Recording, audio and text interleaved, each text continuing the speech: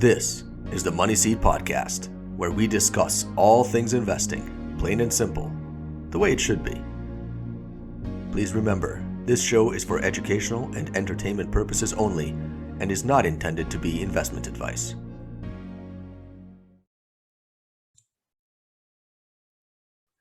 Welcome back to the Money Seed Podcast. He's Chris Ferguson. I'm Gabriel Stvory. Happy New Year. This is our first recording of 2022.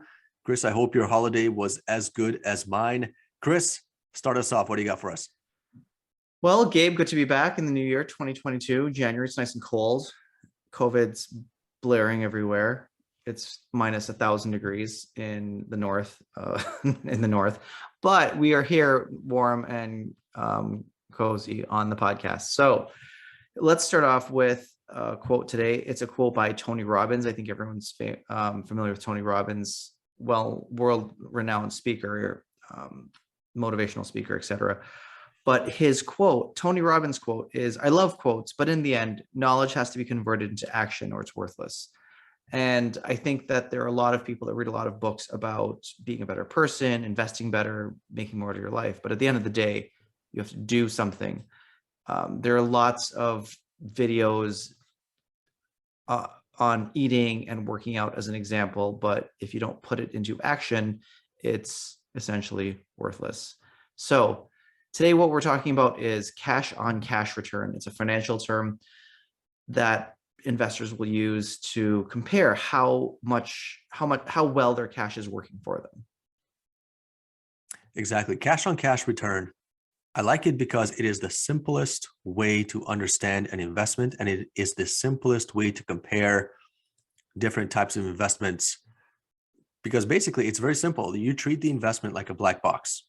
You put cash in, and at some point in the future, you take cash out.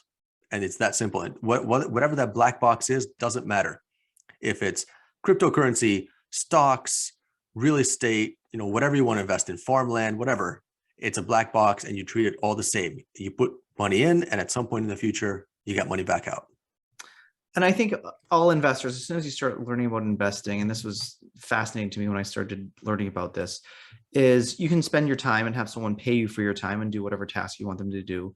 And some people have a higher skill set, so they are paid more than someone who has a lower skill set. If the top of your skill set is, say, washing dishes, it doesn't take long to learn how to wash dishes. No one's going to pay you a lot of money. If your skill set is, say, wiring a house or putting up drywall or putting in tile, all these are skilled trades. That's why you get paid more per hour.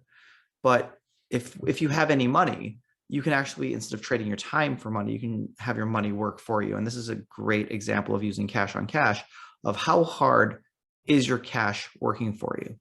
And the more thought you put into and the more skilled you are at making your cash work for you, those returns can get even higher. So today we have Gabe is fantastic with spreadsheets. He's going to walk us through cash on cash return with 3 types of investments. One is if you just pick a stock, and we just, for the sake of this example, picked an average stock with theoretically average returns, and we'll talk about some of the pros and cons of stock investing because we both invest in the stock market. We picked a very unleveraged example of just buying a house with $100,000, just to pick a number for ease of calculations. And then what if instead of buying, say, a house in all cash, you bought 4 houses, put 25% down to see how that works out on cash return? How hard is your money really working with these 3 investments? That's it. Well said, Chris. Let's dive right in. Let me share my screen. And all right. So I believe you can see my screen right now, but you're right. We just took 3 different scenarios. One is you have $100,000 and you put it all into a dividend paying stock. You have $100,000 and you put it all into a house by buying it outright. Or you have $100,000 and you buy the same house as you bought before, but you buy 4 houses like that by mortgaging each one of them. And so let's take a look at what your return might be. So let's say you picked a good stock. Part of that was skill, part of that was luck. And let's say you have a 4% dividend payout rate which means every single year you're going to get 4% of your investment back as cash. And then you also have appreciation, which means every single year, let's say this stock appreciates by 5%. So that's very easy to estimate. On $100,000, you got $4,000 of dividends and you have $5,000 of appreciation. So you have about $9,000 of returns coming back to you, right? If you compare that to the house where you bought a $100,000 home, all with cash, then you own the house outright, you got no mortgage payments, right? So you got rental property coming in. Let's assume you got the 1% rule, which means you're collecting 1% of the purchase price in rent every month, but you are only collecting it for 11 months because of vacancy and other reasons. So that's a good conservative estimate. So you got 11 months of rental income. And then of course you have $3,000 of appreciation. Let's say your property appreciates at 3%, which is a good estimate for most homes in most areas. And then of course you have property tax, maintenance, and you have property manager fees, and that's what you have to pay out. At the end of the year, you have about $9,600 left. So you have a 9.6% cash on cash return, very comparable to the 9% cash on cash you got with the stock. They're virtually the same in the sense that their estimates and the margin of error is, I mean, for the purposes of this example, let's say they're almost the same. And if you think about it, they're kind of, they should be the same, right? I mean, if one was way better, that's what people would gravitate to, vice versa. So it makes sense to me that both are very similar. So then we look at buying the same property as we did before, but buying it with 20% down. So $20,000 down, $80,000 mortgage, and you got legal fees, you got closing costs. So let's say that costs you $25,000 cash to buy the same property, but you can buy 4 of them for $100,000. So let's say you buy 4 of the exact same type of properties and you rent all 4 of them out. The costs and the expenses are the same as the previous example, except the mortgage payments. So you have about $5,000 of mortgage payments on each property. That includes principal and interest. That means at the end of the year, you will have about $4,600 of return on one property, but you got 4 properties. So the total return across the 4 properties is 18.4%, or about $18,400, much higher, right? So we were looking at between 9 and 9.6% on the stock and the house outright. But as soon as you mortgage the properties and you can buy more properties, now you're getting an 18% cash on cash return.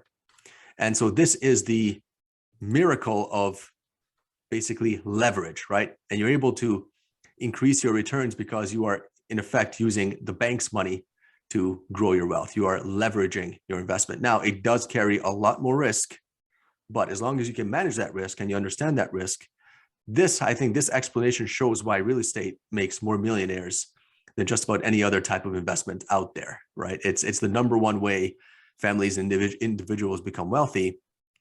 It's because it's so easy to leverage. Yes, you can go to the bank and you can buy stocks on margin, but you'll never get this type of 4-to-1 leverage that you can with real estate.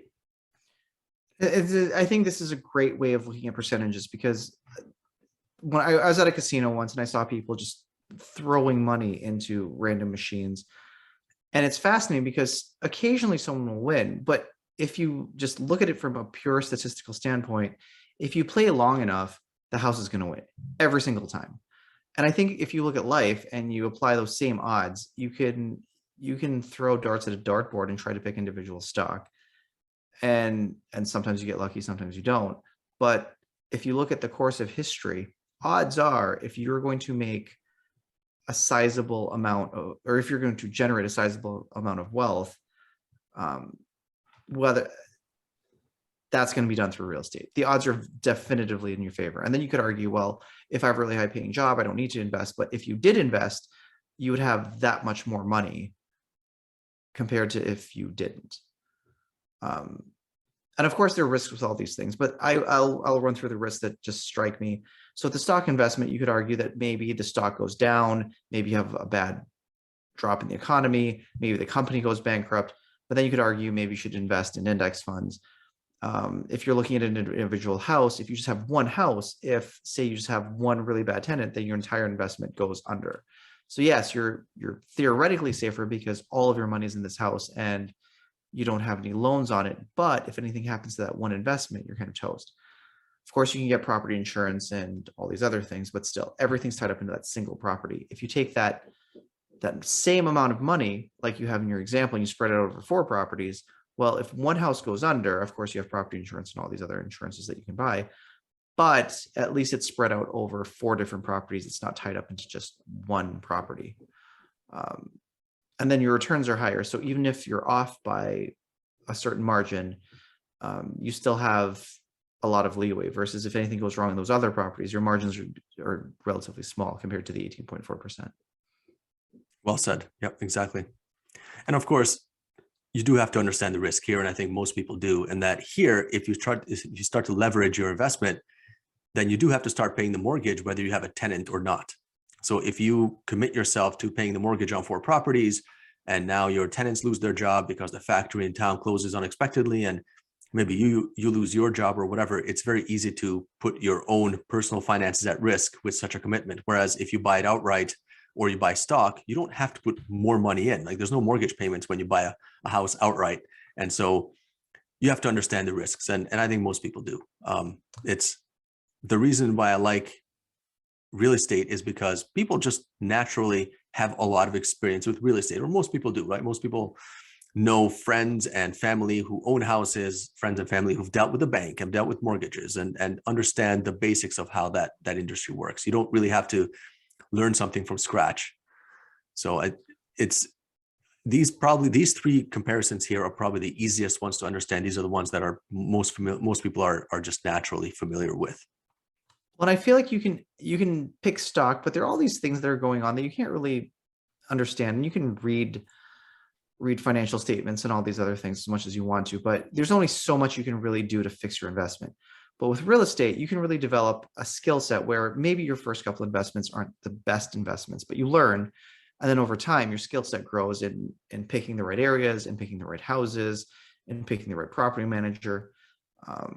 Even if you don't have a lot of money, you can put in your time into it. And if you're good with skilled trades, or you're willing to learn and then put in the work, you can actually make those buy a house under market value, fix it up yourself, and then put it back on the market. So you can push those investments up through attaining skill, whereas you can't really do that with stock. It is what it is. It's going to do what it's going to do. I feel like you have a lot less control over it. I agree completely. Absolutely. There's so many ways that you can hack your real estate investment, and you can modify the house. You can turn it into a duplex. You can rent out the basement. I mean, there's a million different ways that you can modify that investment to make it more favorable for you. Whereas, like you said, once you buy a stock, you're stuck with it, right? Even the skills, I would say, even the skill set, which I think is a really important skill set, even the skill set of picking who, even if you're not, okay, so assuming you're not going to do all your work yourself, you say you have a full-time job, there is a skill set in picking the skilled trades that will do the renovations on your house and managing those skilled trades. Because if you do nothing else and you can do that is an invaluable skill set that can make the difference between not a great return and a phenomenal return. And that's a very important point to make as well, is that when we talk about an investment being a passive investment or active investment, there are various shades of active versus passive, right? Whereas buying a stock is like the most passive thing you can do. You buy it, you don't have to think about it for the next 10, 20 years, right?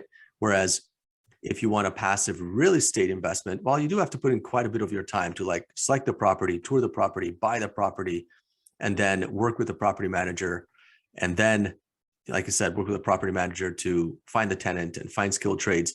And if you want to get even more active, well, then you don't need you can be the property manager, and you can spend 2-3 hours a week answering emails and phone calls and calling maintenance technicians and plumbers. I mean, you can make it as active or as passive as you want. And I think that ability to leverage a skill set is what I find, and I like both. So anyone listening, don't get me wrong, I think both are great vehicles to invest in, but I tend to prefer things that you can learn from and improve over time, and the investment skill set will get better and better. Whereas I don't know how much better you really get at picking stock, unless you just go in with pick an index fund, a low cost index fund, and go with that. I agree. And I think, as what we talked about on some previous episodes, I don't think people get better at picking stocks. I think people just get better at controlling their emotions and not panic buying, panic selling. That it's controlling your emotions is what makes you a better stock picker, not necessarily picking the stocks. I 100% agree. I 100% agree. I think, yes, stock investing is a lot of just managing your emotions, whereas real estate investing, it's just a skill set. And the time in is directly proportional to how much money you can make. And it's not just how much, like, it's not like a typical job where you put in X amount of work and you get Y amount of money. It's proportional. Because if you learn the skill set to, say, manage trades, or even like pick out tile or pick out drywall or whatever, that skill set can then be amplified over multiple properties as you get better over time. Yeah, absolutely. And again, I think just for the purposes of this podcast, like those two examples that you saw there with the property and the stock, these were very simple examples, highly simplified. You know, a proper financial assessment is a little bit more complex, but it did show the essence of the difference between them, and the idea of a cash on cash return being just that, just cash in, cash out. And generally speaking, I think if we start looking at properties, a cash on cash return of 12 to 15% is usually favorable. Anything above 15% is usually a very good deal. Whereas with stocks, I think a lot of people are happy with a 9 or 10% return. Some people are even happy with a 7 because it's not leveraged, right? It's a very safe 7 versus a risky 16, 17 with a leveraged real estate portfolio. But those are kind of the numbers that people tend to look at. So we picked those numbers for a reason in the example. So this is by no means a scientific survey. However, this is not a scientific survey, but I will say, I don't know anyone who retired successfully solely depending on the stock market. I think people have put money in the stock market and they have been able to retire comfortably, but that's because they had really good paying jobs and they just happened to put their money in the stock market and it happened to go up a little bit, but it was by no means their genius stock investing that allowed them to leverage their growth. I do know personally many, many people who have been able to invest in one way or another in real estate and make a lot of money. And a lot of them have quit their full-time jobs to do real estate and actually make a lot more money doing real estate. So that's why I like it. And then there are a lot of other people who like their full-time job and they like investing because then the passive investment through real estate allows them to work for fun and not have to work, which is a nice place to be. Well said. All right, Chris, I think that pretty much wraps it for the first episode of 2022. I look forward to many more. Likewise, Gabe, this is a fantastic episode. These investment terms are complicated, and I'm going to say that if I were listening to this, I think there are many things we could be critical about these numbers. A lot of people would argue maybe we shouldn't have chosen $100,000. Why are you using 25% as a down payment? You'd be highly critical of these numbers. But again, these are just examples, and we picked the numbers we did for simplicity. Gabe, thank you so much for the spreadsheet you put together. You're the master of spreadsheets, so thank you so much for the wizardry that you showed. Chris, thanks for the kind words. Pleasure as always. All right. Like, subscribe, and see you next time. Thanks. Thank you.